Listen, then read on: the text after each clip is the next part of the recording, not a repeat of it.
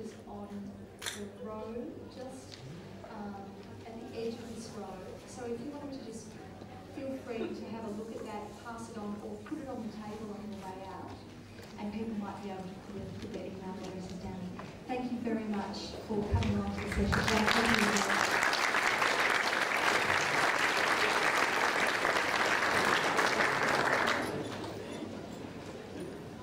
I can't in any meaningful way in such a short time summarise really Debbie's wisdom today, but the words that meant something to me, that true listening, and from that we learn, and from that we nourish ourselves, and from that wonderful word flourish to the people and the creation around us. Flourishes because we choose to listen and we choose to act. Debbie, thank you very much for today. I'd like to present you with this gift.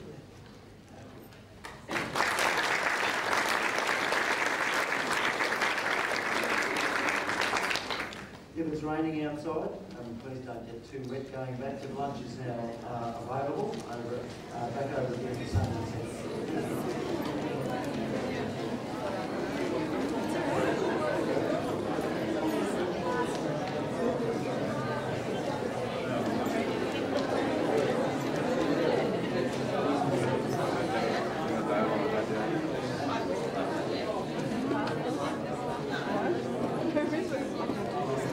Out and Reese used the glass. We're going to go back the same way. Oh gosh, she's pushing me.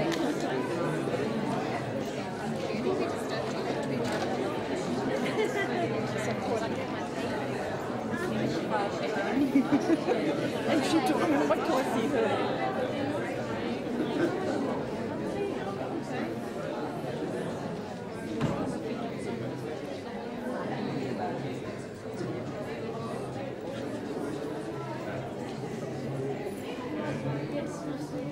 What's happening? Hey, Dan. Good.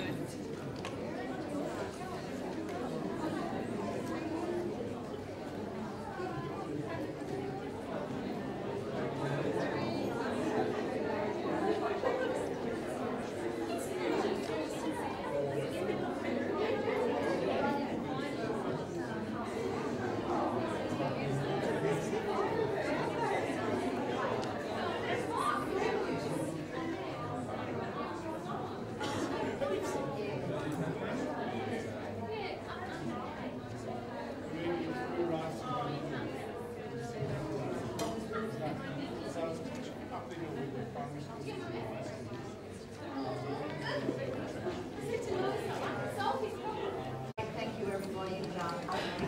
With great pleasure, I'd like to introduce Reverend Dr. Elio Capra. He told me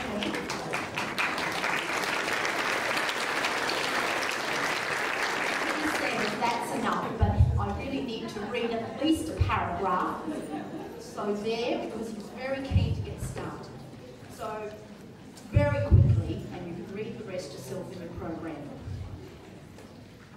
Elio is a member of the Department of Systemic Theology and the Department of Pastoral and General Studies at the Catholic Theological College. He lectures in liturgy and sacramental theology. He is a priest of Salesians of Don Bosco, SVB. Again, let's give Elio a big round of applause.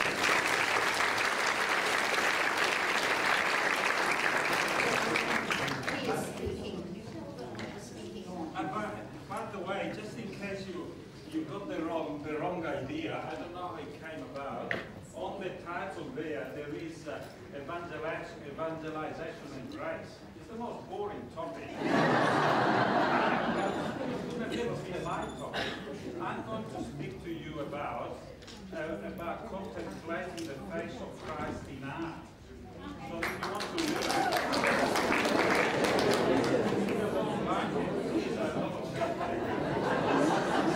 seriously, that's what I told them I speak about. And I wasn't going just to make up some rubbish. And the title is boring anyway. Now, just so let me get the hang of this, that this is serious stuff here. Yeah. And thank you for worshiping with us today. For the consideration of those around you, kindly turn off all cell phone, electronic, and messaging devices at this time. If your device should go off during announcements today, in addition to your regular weekly offering, you will be fined $25. Should your device go off during prayer concerns, the fine will increase to $50. If your device goes off during our sermon today, you are going to hell. Remember, God wants your complete attention. And enjoy the service. Westminster Presbyterian Church in Burbank. Sunday services at 9 and 10:30. No shoes, no shirt, no service.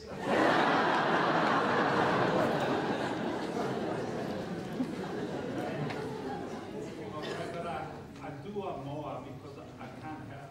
I just love this. Emma.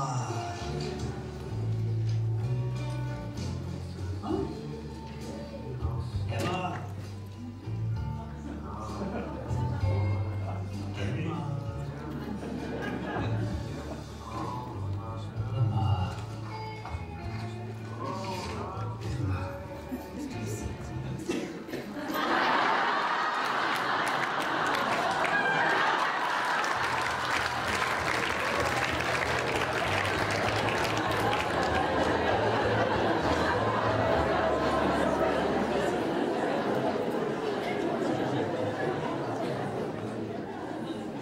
By the way, that has nothing to do. It has nothing to do deliberately, but I couldn't help it. I just love them very much.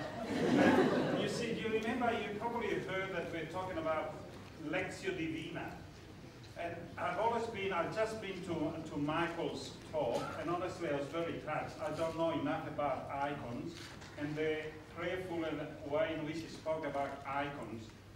Coming from a background, an Italian background, which I grew up with art also, I see also it's not the same as icons, honestly, it's not the same thing.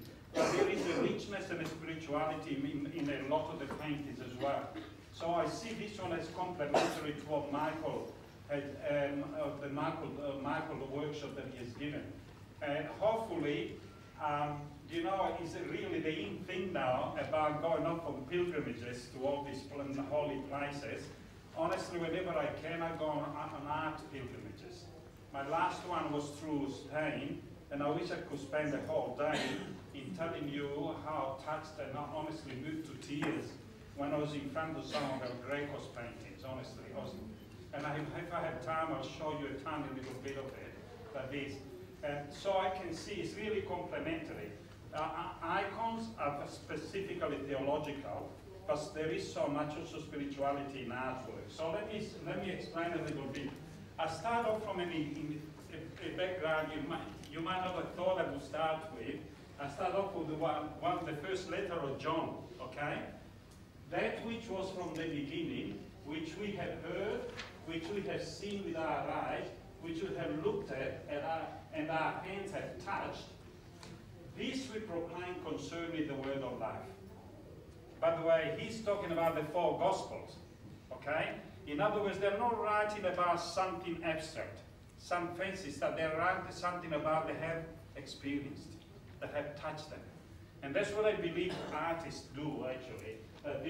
The life appeared, we have seen it and testified to it. And we proclaim to you the eternal life. To me, the artists are people that literally have a glimpse of something greater than us, something beyond us, and they try to express it with their artwork. That's why I do pilgrimages, which was to with the Father has appeared to us. We proclaim to you what we have seen and heard, so that you also may have fellowship with us. And our fellowship with the Father and with His Son, Jesus Christ. Can you see that? Ideally, then eventually through art, we can come into a fellowship with God also, okay? We write this to make our joy complete. And I love the last sentence, because an artist will desperately try to express what he or she has felt inside, because it cannot be contained. when you have a glimpse of the sacred, it must be shared, including your funny YouTubes as well must be shared. Okay? Like that. And just two more quotes, just to convince you. Sacred music and art allow us to touch the face of God through our perception of the world around us. They are the direct ways through which we try to make sense of life and the afterlife, to understand and gain favor with God. The emotion is the magic that happens at the point of contact. It's a beautiful thing. It should touch our heart. And one more quote from Sidney Nolan, our great artist, that this: art was always to me a means of getting in touch with another world. You could never see that other world and were never told about it. But art always seemed to be a kind of touching it. So I'm hoping that in a way I'll give you a little glimpse how to touch it through art, okay? Quickly, because this is my little moment there. They say that life imitates art. When I'm out of sort, I feel like a Picasso. Confused vague days are always a Van Gogh. Like this. The Van Gogh had a great eye for color, not much of an ear for music. And in fact, this type of time are Da Vinci. Does that make sense? Then there are those Dali days. Isn't it brilliant? And we all had those days like Edvard Munch, like that, the screen. And finally, look at this. Please, now.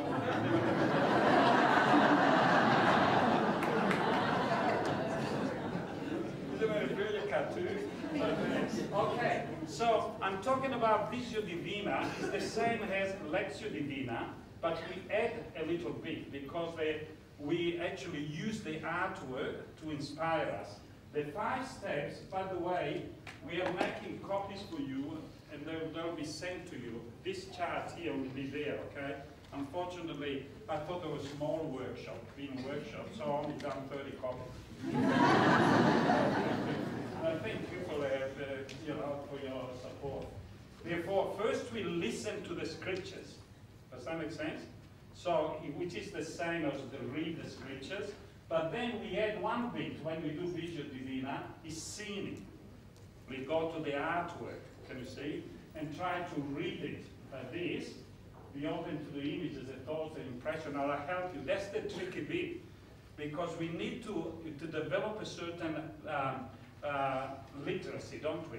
Word literacy, but very often we are not familiar with visual literacy. Once you get it, it's so moving, honestly. And then the next bit is meditating. It's exactly the same step says. You meditate on it. How does it touch you? Then you contemplate. Sometimes, like me, I was just standing in front on the burial of Count August, again by El Greco. And I was unfortunate was there was 2 or 3 Philistines with me. They were hungry. I said, just bloody go. I said, I'm staying here. But honestly, you know what I mean? That came got to me. I just stood there. And I thought, I'll eat when I'm ready, but I'm not now. Like that, like this, you see. And that one is a gift that God gives us. You cannot force contemplation. Like this, then we pray about it. We pray, what type of prayers, and finally, then we action. How can this help us to be more Christ-like? In order to translate it into something more practical, let me show you, for example, the first part, the listening part, okay? This is the story of the sower and tried to sow the seed. Do you remember that? Some of it fell on the side of the road. I'll do it quickly because I presume that you know it, okay? And some of it fell on the footpath, it got trampled. Some of them fell in shallow ground. Some fell among the thorns that got choked. And then some fell into good soil and produced 100-fold, okay? So this is a Van Gogh, Alfred Van Gogh actually did 2 paintings of the sower. In this one here is a lot more literal. Can you see? It tells a little bit the story of the parable. Can you see the details? Can you read it? Where are the details there? What details do you see? Can you talk it out quickly? The birds, can you see there is the foot part? Can you see there? There is the sower that is sowing. Can you see the brambles here? You can't see them very well over here. But then there is can you see? He's telling the story. And you've got the sower there. He's interested because he's painting this one in June 1888. Okay? A few months later, he was a very impulsive artist. He would tend to literally paint the same thing several times sometimes. He came out with this one. He came out again, the same one. But you see the difference? It's totally different. What are the only common elements there? Is the sower and the sun is there also. Just about everything else has disappeared. There is a tree there. Can you see if you pick the differences? If you now look at there is a tree in the middle there. The sun is still there. But just to show you, if you learn to read it, listen to this. If you hang on here. Now, what's the difference between this sower? Can you see that? And this sower. Can you see one of them has gone all dark? It's gone all dark. It's nearly a silhouette. And do you know, he wrote to his brother Theo, was like his manager and his agent. Can you see that it was selling his paintings?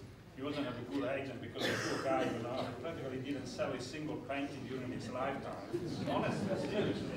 He couldn't make a living out of it then. Now they're worth millions, each one of them.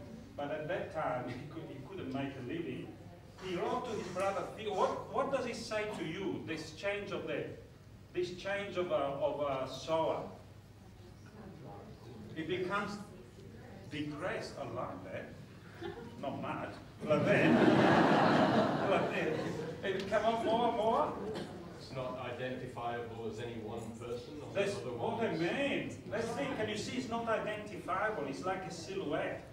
And then, because he wrote to his brother, because his brother told him, couldn't you put the features?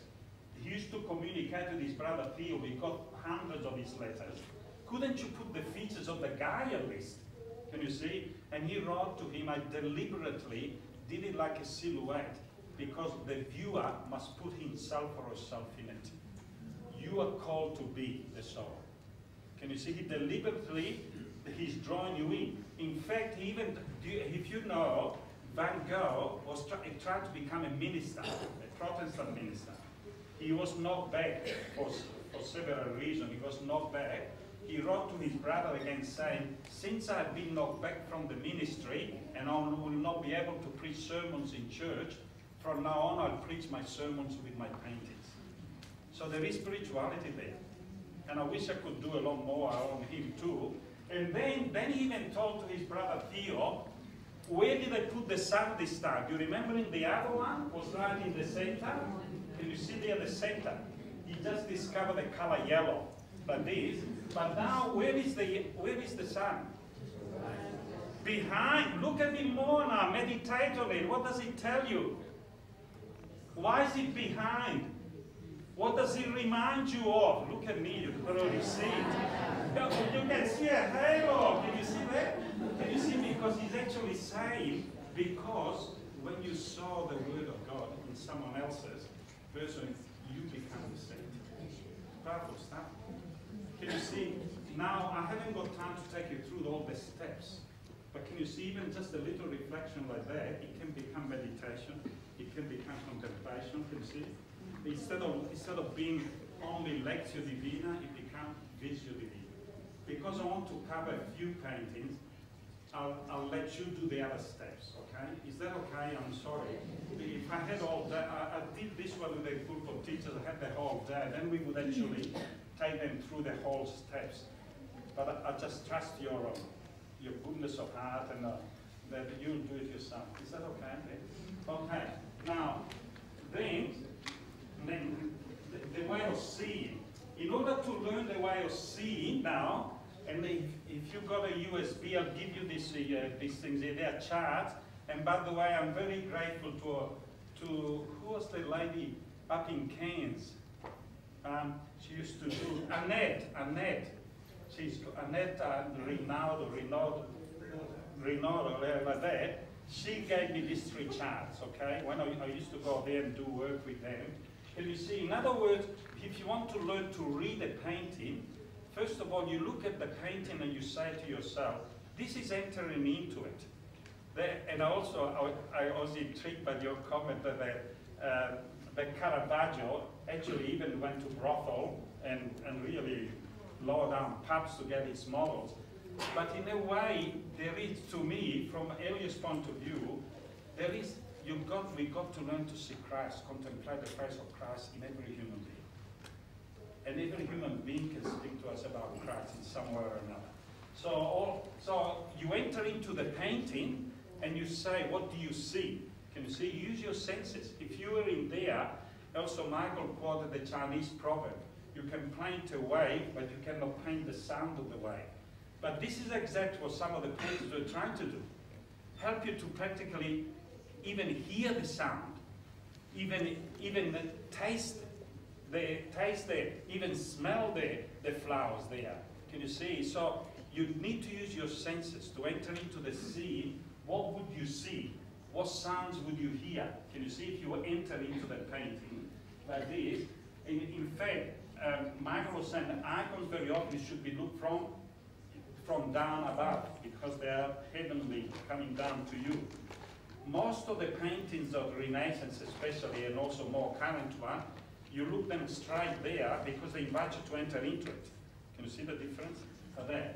Now, what smell, what touch, what taste, what would you feel when you're in there? Another chart, can you see that you can do a kit in order to get it to look at the chart and say, what is the plot? What are the characters? What is the theme, the setting, the conflicts, the darkness and the light, the different, you see what I mean? To look at, and then there is another chart there. It's similar to the other, okay? There it is. Now, in order to go to there,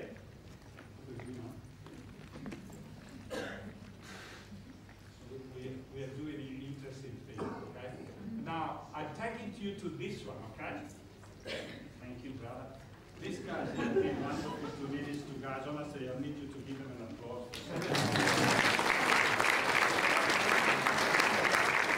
We had a lot of trouble. My computer wasn't reading the stuff there, so they've done it for me. Can you see, this is the story of the Good Samaritan. Can you spend just a few seconds? This is you could call this an icon, couldn't you, like this? But can you see it's an icon that tells the whole story? Can you pick all the bits and pieces of the story from there? Tell each other. Talk to each other. Look at that bit is there. It's a narration. Can you tell it? Talk to each other. Can you see?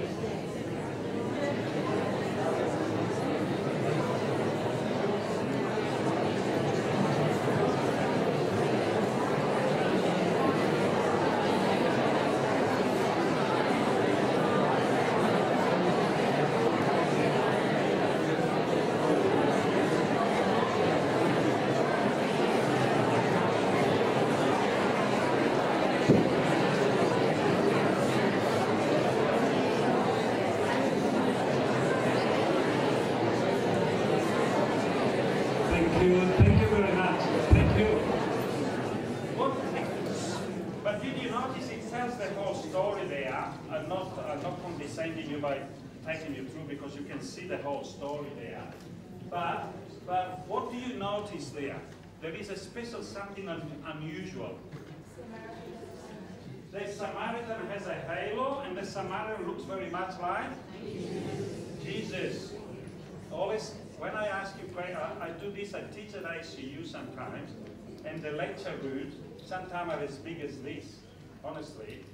19, 20-year-olds, 3 hours a week, in a row, talking to them about Jesus. So I always tell them, please, just, join in, participate. When I ask you an answer, when I ask you a question, give me an answer. When I ask you a question, call out Jesus, you're likely to be right. Because that's what I need to teach you, like that. You see, so you got it right. You see, it's like Jesus, like that. Can you see here the Good Samaritan again? It's very much a Jesus figure. contemplate the fairs. I'm not taking you through, I'm just showing you a few of them. I'm not commenting on all of them. I'll comment just on the last one. Look at this. This is Vincent again. This is Heiki, a Chinese artist. Can you see? You can see all in different ways. This is Rembrandt. It's beautiful, honestly. Rembrandt also. I can't remember. I got them all written there. Can you see more contemporary ones now? They're beautiful also. Each one of them touch a moment of the story. Can you see? And now I'm doing another one, but I pay respect to her because this is Sister Wendy. She's always all dressed up as a nun. She got beautiful black teeth like that. But she's brilliant, the woman. If you want to understand art, buy her books or watch her video. Because the last one that I'm doing, I learned a lot from her. You see, look at this. I was in Rockhampton. I did some of these talks in Rockhampton a few weeks ago. There was one guy at the back who took notes all morning. He was so good and young. He's so good. And I even noticed he didn't have a ring. I thought I'll go up at half time and ask him if he wanted to become a Salesian. He was so interested in what I was doing. I get there. I was nearly going to say the bastard. No, I got there. He spent the whole morning doing this. And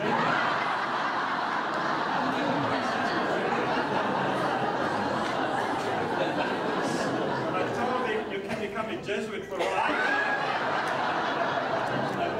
But this is Jacopo di Bassano.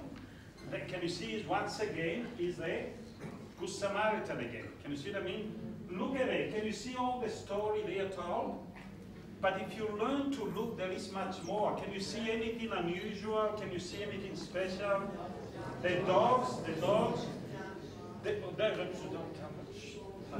That's for you. You and I only, darling. But anything else? Oh, good. Well done. Can you see in Renaissance art, Michael was explaining to us today that red and brown is a sign of the divinity, isn't it? So while green and blue is the sign of humanity, like this. But in Renaissance art, is always a sign of nobility. Because in those days, to get those colors, the red and the blue, you had to dye them with a special stone, lapsulis or something like that. Blue, isn't it, like that? But you had to dye them, and only the nobility could do it. You see, therefore, very often, Mary was often painted in blue and red during the Renaissance. But anyway, this one here is the two of them there. You notice the dogs. Let me take you through, because once you learn how to read it, exactly like Michael did with us today with the icon, I've learned so much to read the symbol, then you can literally go from there to meditation and prayer. For example, I'll pick this guy here, first of all, because look, his hairstyle. Can you see what I mean? I like his hairstyle. Hey, let's go to this one. But look at this. This is Sister Wendy, for example. She talks about this paint. She says, look at the two bodies now. What can you tell about the two bodies? Call out. They're parallel, literally. They're literally complementary, isn't it? The poor leans on the rich, but the rich also leans on the poor. Can you see? Because she's commenting that the poor need the rich very often for survival, but then she says the rich need the poor so that we don't become selfish, self-centered and materialistic. And woe to us, we lose our spirituality then. Can you see? He's leaning on him too. But then she says also, look at the two of them, the two bodies, a very close, intimate relationship. Can you see what I mean? Very intimate. But then look at the way the rich here is holding the poor. Does that remind you of another moment in Jesus' life? Who? La Pietà. Thank you, Brother Thomas. Can you see Mary at the foot of the cross holding him? And this is where Sister Wendy is just wonderful. Because she says, because when we are helping the poor, we are holding Christ in our arms. stuff. Can you see how it can become, but once you begin to read it like this, can you see he's Jewish? You can see the scarf there, the Jewish scarf there. Can you see it? But then even this one, what does that remind you of? The crown of thorns. Can you see? This is the loincloth. Can you see? He deliberately painted in that way because you are holding Christ here. Can you see? Therefore, all of a sudden, we are contemplating the face of Christ here. You see what I mean? But then not just in the Good Samaritan, but also in the poor. Does that make sense? Now, then we go on, because it's not finished. Did you notice at the background, on his back, there was this scene here. Obviously, these two are the two that went past that didn't stop. This would be like the Jesuits and the Franciscans.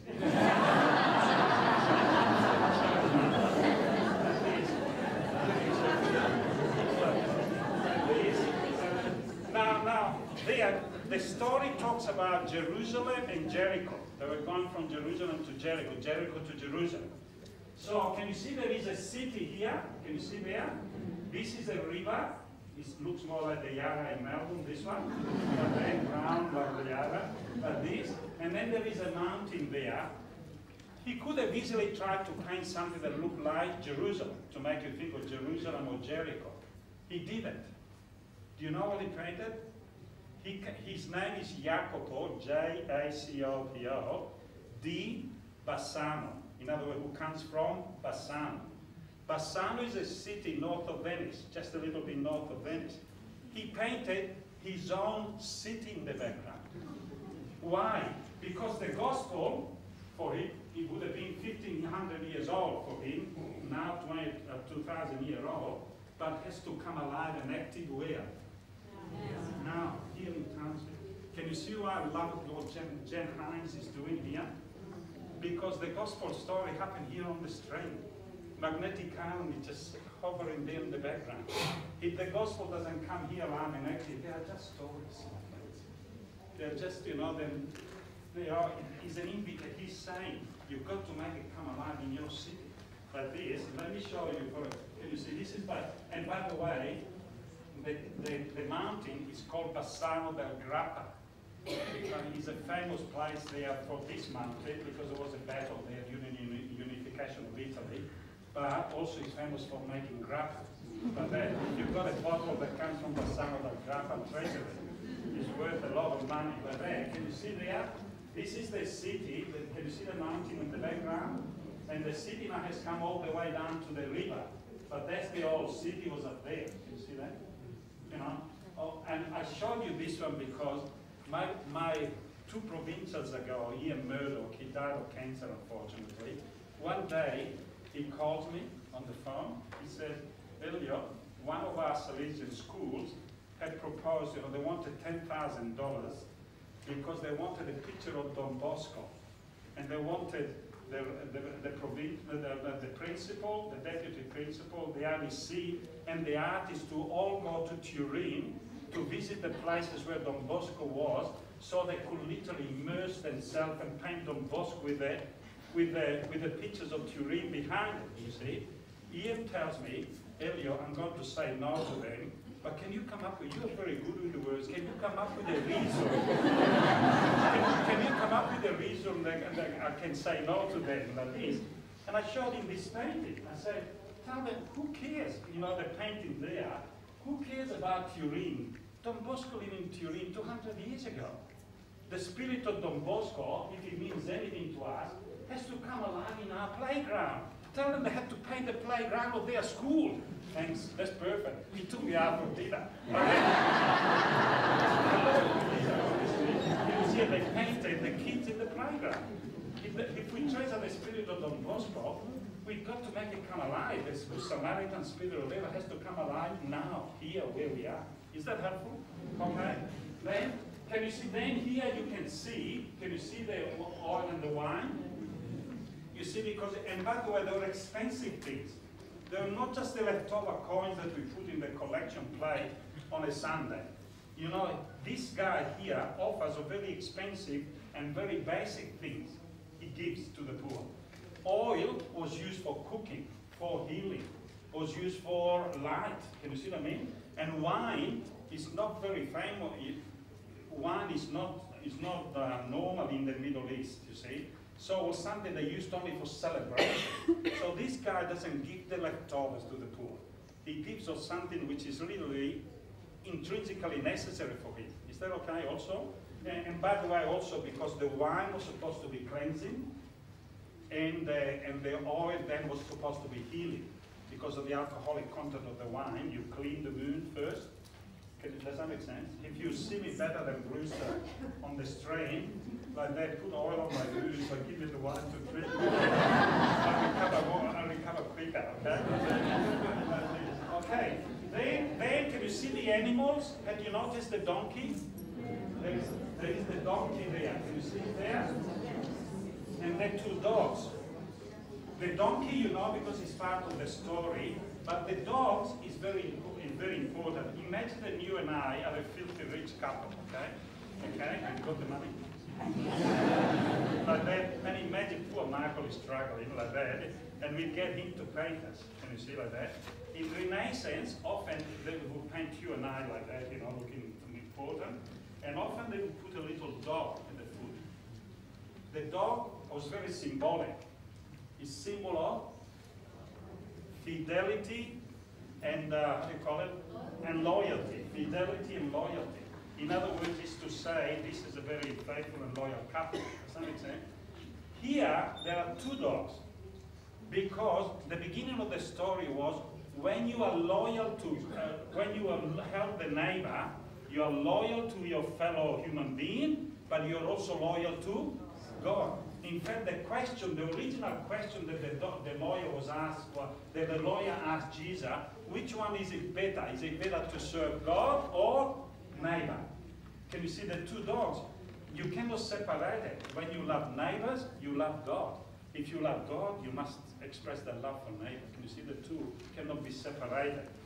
And then, my friend, we come now to the whole painting now. Where's my friend go? Oh, yeah, you see my friend here, like that. But because Sister Wendy, at the end of the show, she says, look at this picture now. Look at the picture as a whole. I just gave you little bits, you know, how to read it. She says, look at the composition, she said. What can you tell about the composition? Okay, what a woman, honestly. Can you see there the darkness and the light? Can you see the light? And right in the middle, on the line between darkness and light, we have the body of the poor. In other words, we should not judge our schools, but the results that we get, how good the kids are, how good what the artwork here is, and all that. We should judge our school, our community, our parishes, our Christian community by the way that we look after the poor. Because if we don't look after the poor, we still live in the dark. But if we help the poor, then we live in the light of the gospel, the light of Christ. Can you see, once you begin to read it like that, can you see how easily it is to go to meditation, prayer, even contemplation? And also, there is the challenge there. What are you going to do about it? Can you see, to become Christ-like? Is that helpful? Can you see the point that I was making? Okay? This is a... okay, now, because I wanted to do another one.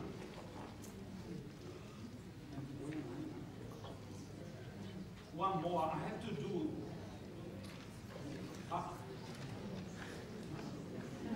listen, don't worry about it. Yeah. Okay. Now, because it's Easter, I wanted to do one picture of dying and one picture of rising, a list, okay? A list. This one here is Grunwald. Northern European. Where did it come from? German. They're pretty sad people. Like that. He painted this. It's actually a triptych. It's a huge thing. This one is a triptych inside there, like this. But can you see this cross here? In order to understand it, in fairness to him, he actually painted this one from the hospital of St. Anthony. Was a hospital for people with skin disease.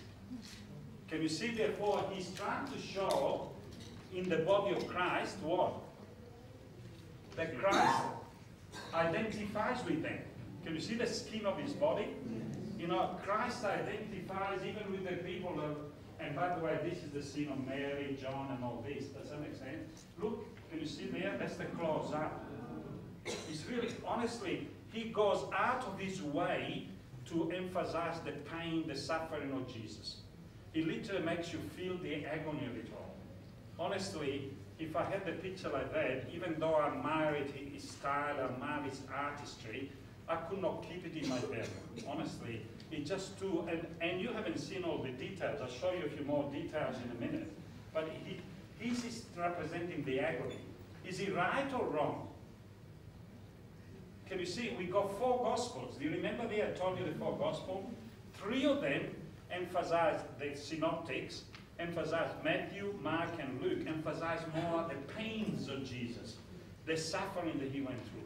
John hardly talks about it. Can you see? Which one is better? It's different. They contemplate the face of Christ, and 3 of them emphasize more the literal pain that Jesus went through. John emphasized the glory and the victory of the cross instead. Does that make sense? And I'll come back to that in a minute. But look at this. This is the whole painting there.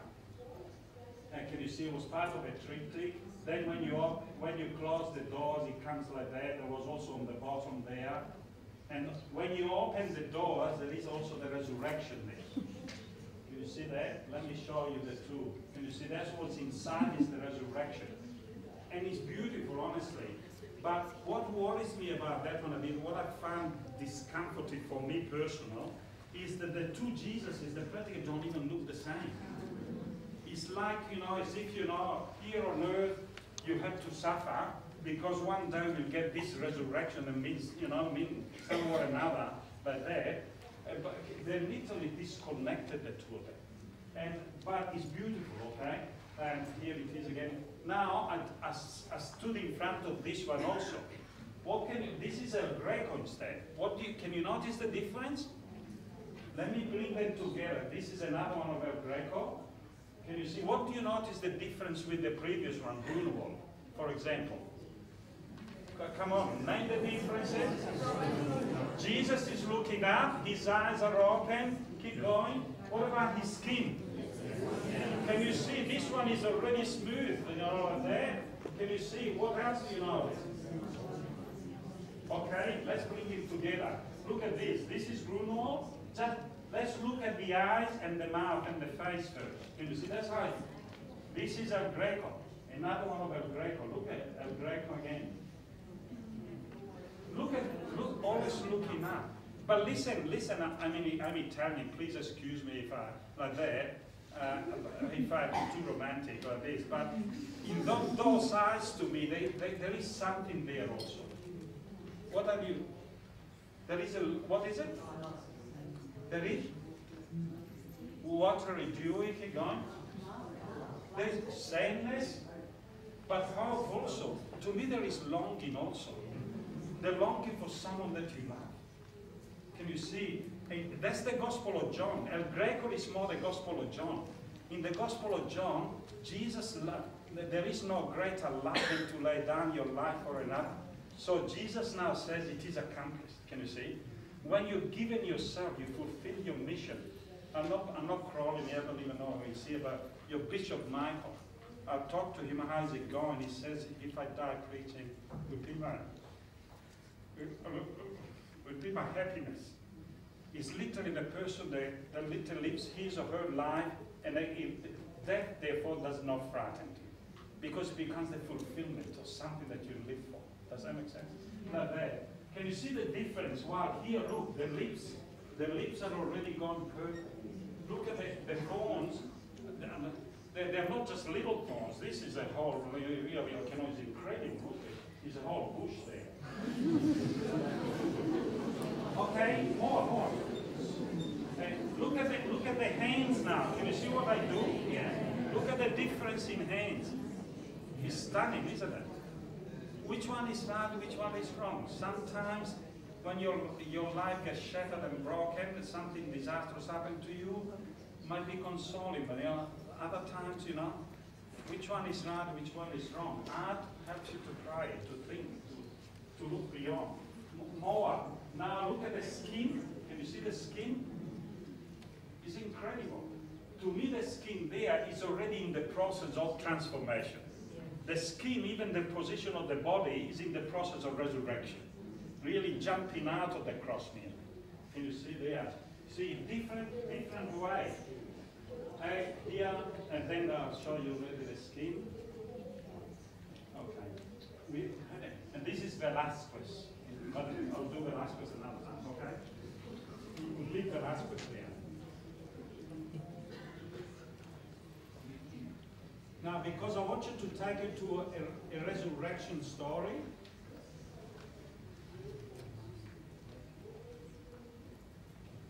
Okay. Here, by the way, this one here now is a post-resurrection story, because today you got a little taste of like Siga Coda. So I want to do a little bit more of Siga Coda, okay? This is an actual photo of the road that they think is the road to Emmaus. One of our Salesians went for a 3 months enrichment thing like this. He came back, all I got from we covered all his messes, all his teaching and all this. We got 3 bloody slides about teaching. And by the way, and then since then I found out that they don't even know where the whole Emmaus is. They literally do not know where it is. So they think that this could be, if the gospel says it's 11 kilometers, they tried everything, the whole circumference of the 11 kilometers, they haven't found this town called Emmaus, okay? So it could be, it might not be. So thank you very much for the first slide. But this, the road to Emmaus, not question. Can you see this? Another one, he gave me that one as well. The road to Emmaus is told in Luke 24, 13, 35, okay? I'm not taking you through the whole thing, but that's where we should be reading it, because I want to explain it a bit. You see, if you look at the painting here, do you remember there's 2 guys? Imagine that Jerusalem is down here, okay? And Emmaus is down there, Emmaus, okay? These 2 guys, they're coming back from Emmaus, they're going back to Jerusalem, and they're going back. Are they happy or sad? Look, they're sad and downhearted. The actual gospel said. You see, they're sad and downhearted. They're going, why? You see, these 2 here, imagine, they lived in Emmaus, okay? They're going back to Emmaus. Thank you. They're going back to Emmaus. Can you see? They come back from their village of Emmaus.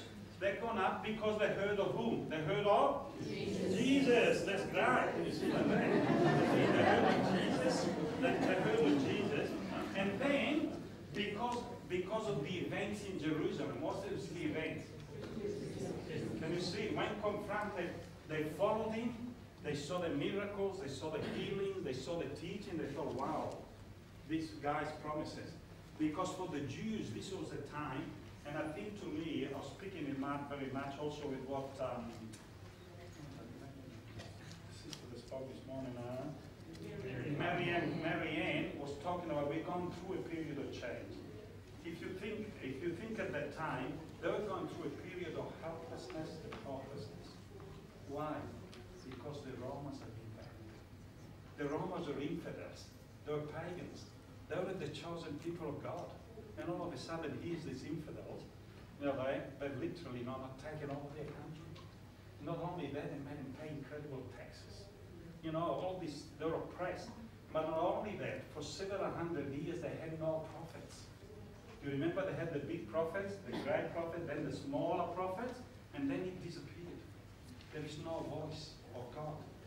They were literally questioning, what has God abandoned us? Can you see? And has God abandoned us? All of a sudden, these 2 hear about this Jesus. He cures, he heals, he preaches with the word of God. Can you see? Wow, we've got a hope here. Can you see what I mean? There is hope. You know, and I would have followed Jesus too. By the way, another guy went to the Holy Land, and brought me back a t-shirt, not this guy, brought me back a t-shirt that said, anyone who can turn water into wine is a friend of mine.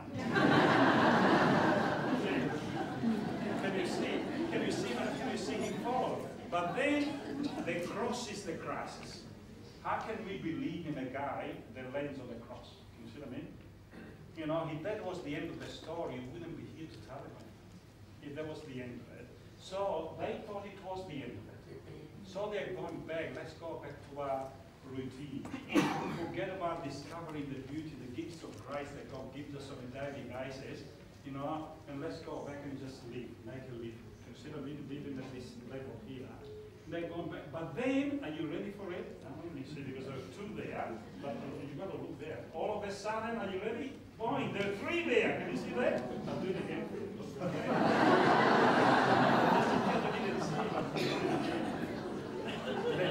But can you see, is that experience of the risen Christ which changes everything? It is an experience. It's not a theological thing. It's not a theology book. It's not a whole lot of things there like that. Mary Ann Confoy, actually mentioned it today. What is going to change our church is not more knowledge. It's literally, if we literally contemplate the face of Christ and we experience it in our daily living, then we'll begin to transform the church. Can you see? He journeys along with them. Listen to this because it can be an indication of what to do to us, that. It's a shared journey. He doesn't tell them off. He doesn't tell them, get back over there immediately because I'm telling you, can you see what I mean? He doesn't give them orders. He doesn't tell them, this is a dogma that I have risen, therefore get back to there. No, he journeys with them. He stays with their questions. Important stuff. Now look at that. And Jesus, a typical Jewish teacher, says, what happened? Instead of giving them a lecture like I'm doing, he actually invites them to verbalize where they are at. Where are you at now? What are you experiencing now? And they pour out their guts, literally. Are you the only one that hasn't heard what happened there? How did Jesus, they tell the whole story, had promised so much, and we are shattered. He's dead, we are going back. We lost our hope. He raised up our hope. That's why I'm a little bit scared about and not in a negative sense, but when after 2 weeks of papacy, some people make him out to be, he'll change the whole church. Let's wait. Let's wait, my friends. But it's still a honeymoon period. Like that, can you see? Because then people can be shattered again, like that.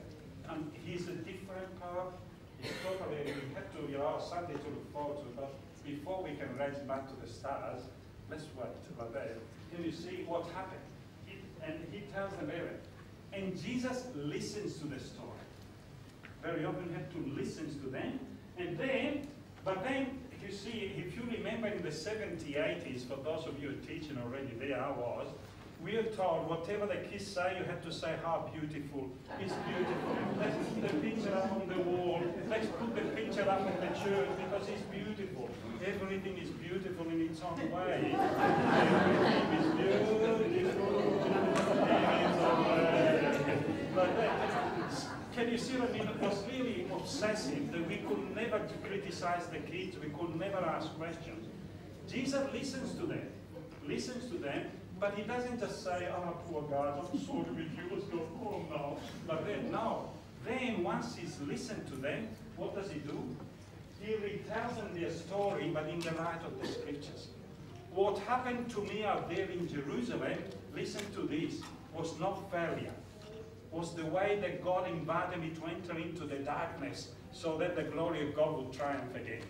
Can you see what I mean? That's why we call Friday Good Friday. It would be literally cynical to call a day in which someone is hanging on the cross with the pain that we saw in Grunewald to call it good. It's good because that cross to us says that because of Jesus' death, now love has triumphed over hatred. The goodness has triumphed over evil. The light has triumphed over darkness. That's why it's Good Friday like that. He retold the story to them and their eyes began to understand. They begin to understand, maybe there is a new way to look at it. Not just in the lost way. But listen, the story is not finished But he says their eyes were still prevented from recognizing it. You see that? Now, eventually now they arrived at their destination. They arrived home. It was evening. Even the word evening in poetry is often assigned there. Some of these things we often get them when we get a bit older, the evenings of our lives. The bishop mentioned that this morning. Especially now, he says, I have a greater sense what Christ is about. You see, sometimes it comes after a little bit of experiences. It comes after, you know, you lifted your headache in your face. When you fell flat on your face several times, then we begin to understand better. Can you see what I mean? It was almost evening, but listen to this. He didn't just say, I want a meal now. I get you my lesson, I want a meal. He made as if to go on. They asked, stay with us, Lord. The Lord never forces himself on us. We have to say, stay with us, Lord. When we are ready, like this, focus on, I forget to do this, okay? Okay, and then listen to this. Whenever I do go and visit families quite a lot, especially on weekends, because from Monday to Friday we have a cook at home. There's seven of us, don't be like that. Because for pastoral reason, canon law says you've got to visit families. But then, the woman comes in at 4 o'clock, our cook comes in and she leaves at 6, you know, so she always leaves a meal for us in the evening. But on the weekends, we had to look after ourselves, and I can't cook to help myself. So very often I look up families I haven't visited for a while. And I always tell my community, I do it for pastoral reasons, guys. They tell me you do it for pastoral reasons, but now that food is on, I also do it for plasma reasons.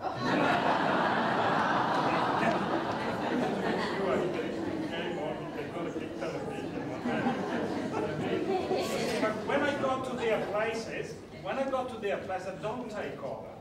Whatever they serve, I'm very grateful for they serve me. I have anything that I don't have to cook is a grace. Can you see what I mean? I receive it with gratitude. I don't take over the meal. Can you see? Jesus joins into the meal, but then he takes over. Can you see? He's not just sharing a meal anymore. Can you see? It's the Eucharist. He takes the bread, he broke it. Can you see what he's trying to help them? What happened on the cross there is what's happening here, my friends.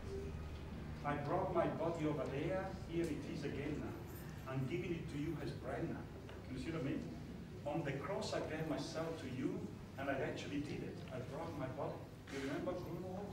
I mean, you can't smash the body more than that. But now, can you see, I'm offering it to you as bread, as the Eucharist. Then he took the cup. Can you see? Take it. This is my body, this is my blood for you. Can you see he takes on? He always takes us beyond. If we invite him in, we receive more than we could ever imagine, my friends. If we contemplate the face of Christ and we let him in, my God, our lives will be transformed. The church will be transformed, not just the ecclesia. Okay? And focus on the action, the words of Jesus. Then he handed it to them. Can you see? On the cross he handed himself over. Now as he's handing it as, he hands himself as the bread and the wine, his body and blood. But then, it wasn't just finished. Oh, lovely, we had this beautiful meal, just the three of us, you know, like, no, wait, let's stay here forever. No, because, this is Caravaggio, by the way. Caravaggio was criticized when he painted this one, because he painted Jesus too young and no beard. In those days, the beard was an essential part, and the colors was also too gaudy. But this, and they say, and correctly they say, this looks like a guy straight from a pub. Literally, I'm not kidding you. But this, and in fact the patron, they ordered this, complained that he didn't like this painting, it was too like gimmicky type of thing like that. So he painted another one also. Can you see, but look out of this one, I don't know which one I would choose. Can you see? Anyway, this is the more famous one, okay? But look at this one here. On the table, my friend, you've got fruit that is dying. Can you see? Can you see you've got a dead chook there? Literally straight from McDonald's. No, see, but he does it deliberately. In the moment of death, can you see the meaning? He's the one that brings life. Can you see where I think I'm nearly there? Can you see? But look at the hands also. Often in art, the hands are like arrows. What do they tell you, those hands? Embrace, come in. This place is for you, my friend. It's not just something that happened 2,000 years ago. Come in. You have to come to this too. Because then when you encounter Christ, you're part of it, because they signal it. And there's that one there, forget that, forget. And now this is the painting of Siga Kodal. Very briefly, look at this. He tells the whole story. Can you see over here? That is the Calvary. Calvary, can you see the crosses? Calvary. Then you see the two of them, Fraten, they're coming back. But look, their shadow shows that they're not just two, they are three. Can you see how he does it beautifully? He tells the whole story there. They go three there, and look at this. And then along the road, he opened the scriptures for them. Can you see? They have to reinterpret the Old Testament, the Torah and all that one, to, this is a fulfillment to the New Testament. In fact, look at this guy here, he's still very Jewish. Can you see he's got his prayer shawl? When he's got his prayer shawl, the second one, can you see the prayer shawl is coming down? From Jewishness, we are not cutting ourselves off from the Jewishness, but we are moving on. It's the fulfillment of all the promises of the past. And therefore, can you see, because now they recognize Jesus in the bread, can you see, and in the wine, but he vanished from their sight. Can you see there? And look at this, so I'll finish up now. But he vanished from their sight, then they started reflecting. Once you have this encounter, did not our heart burn within us? Does that make sense? But look at this bit here. They set out the eastern and returned to Jerusalem. Can you see this guy here running back? To proclaim what? That Jesus is risen. Can you see there? You've got the whole story there. Again, Sika Koda is interesting because they went back to tell their story. Do you remember? They were going back to their village sad and downhearted. Now they are running back to Jerusalem as missionaries. They've got a story to tell. Listen to this, they literally become living witnesses of the resurrection of Jesus. And I want to finish up with that one because that's what we are called to do. I hope that this little way of opening up a bit of art will help you also to become living witnesses and appreciate art. Thank you.